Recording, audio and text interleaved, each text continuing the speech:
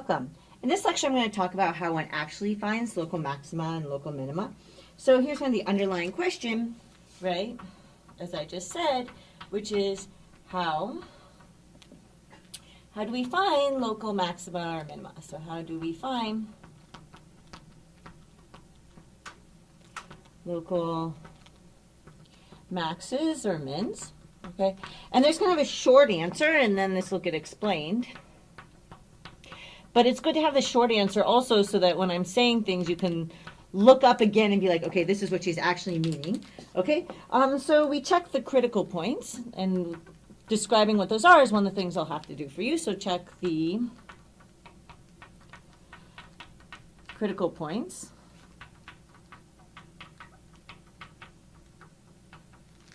Okay, so here's a theorem, right? Theorem is, I believe in the interpretation of theorem as a very useful tool that we're lucky that somebody at some point, went and found and proved for us so that we can just use it. So here we go, theorem. So suppose we have that we're going to have that f is a continuous function. So we have f is a continuous function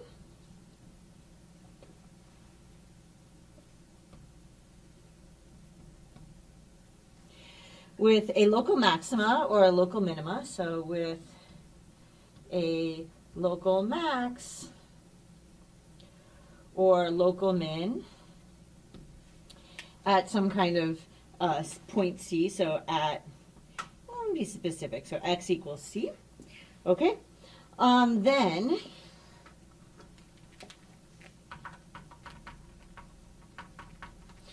so there's one of two things is true.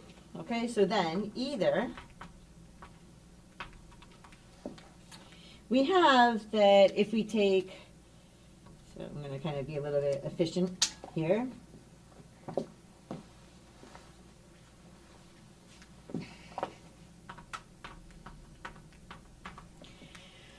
Okay, so we have that, so there's two things that could happen with f prime of c. It could either equal 0,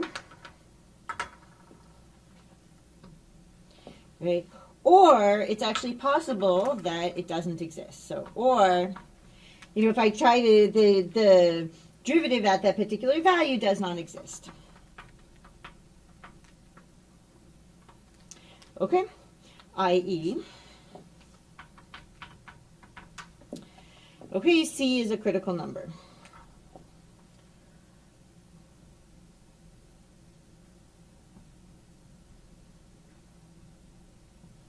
Okay, now I just said i.e. C is a critical number as if you know what a critical number is.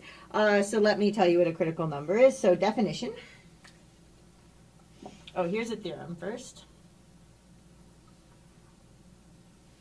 Just kind of box it. This is what we're going to use, but we kind of need to break apart, decompose a little bit, think about what it means a little bit. So definition. We have that C is a critical number.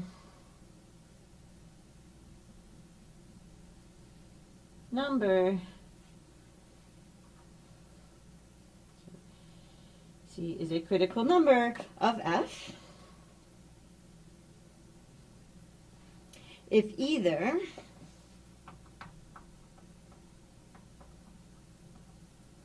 we have that, so one of two things, and you could probably guess because I said i.e. C is a critical number that one of these things is true. Okay, so either we have that, right, so we're going to be looking at this derivative,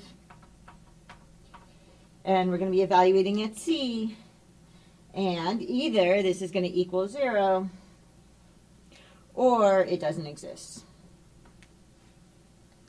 Let's make this green too so it's as noticeable as where I said equals 0, so or it doesn't exist.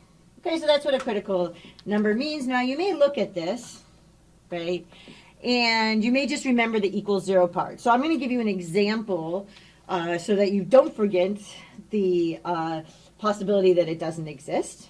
Okay, so we do need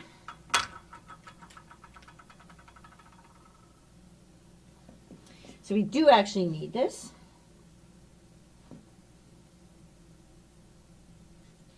And here's going to be my example. Right? If I take, so I have my x-axis and my y-axis.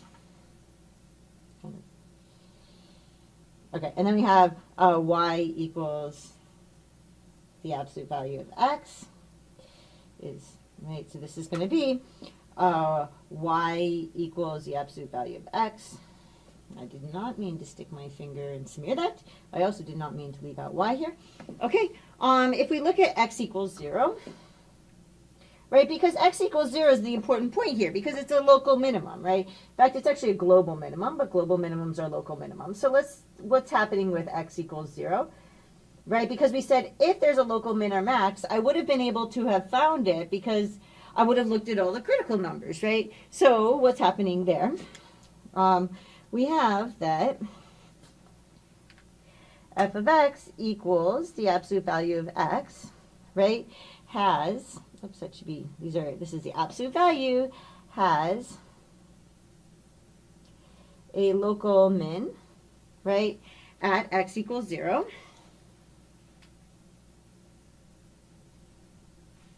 But, right, and I say it is but because you cannot just think of that as critical numbers, right?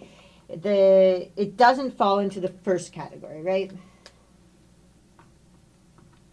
So this does not exist, right? I can't take the derivative there, right? Because coming from this direction, the slope looks like 1. Coming from that direction, the slope looks like minus 1. Okay, so here's something important. So important, so we're going to write it with very big letters. So important.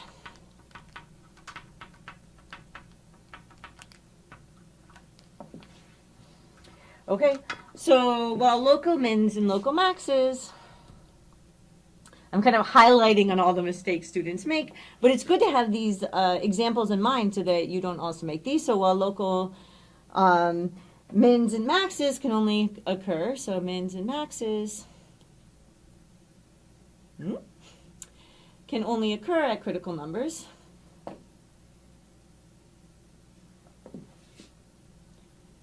At these critical numbers, right? Not every critical number is a local min or a local max. So not every critical number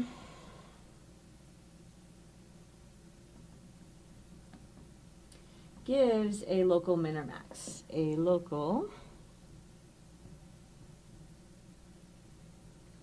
min or max. Okay, so let's kind of look at a particular example. So here's an example.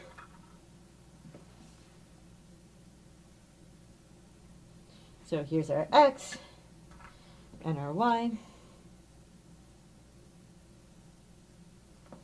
Okay, and now we have, right, this is the graph of y equals f of x equals x cubed. Okay, and we're looking at 0.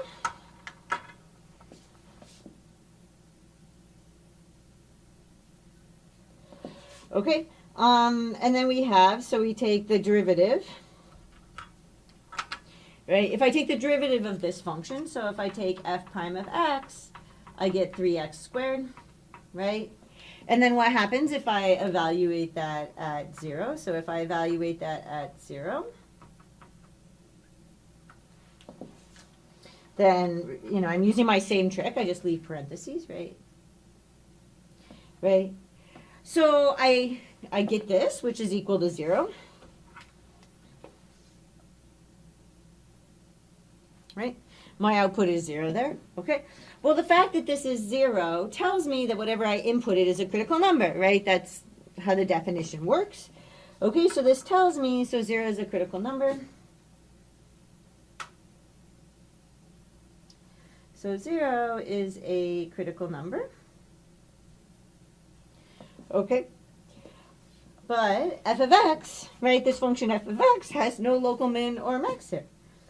But f of x equals x cubed has no local min or max. at at that particular, at x equals 0. Right?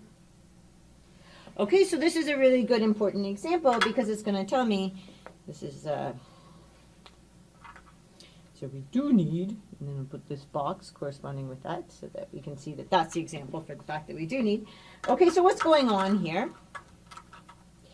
If I want to find my local minima and my local maxima, I have to look at my critical numbers, meaning I need to take the derivative and I need to figure out when it's 0 or not defined.